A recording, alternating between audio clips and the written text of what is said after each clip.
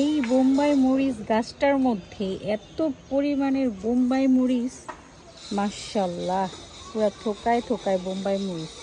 ঠিক আছে, ভাবতেছি এত মরিচ তো অনেক মরিচ বিলানো হয়েছে, আর আরও অনেক মরিচ গাছের মধ্যে আছে। ভাবছি এই বোম্বাই মরিচ দিয়ে বোম্বাই মরিচের আচার বানাবো। এই যে পেকে গেছে, বোম্বাই মরিচগুলো পেকে যাচ্ছে, আরও ফুলও হয়েছে মাশাল্লাহ।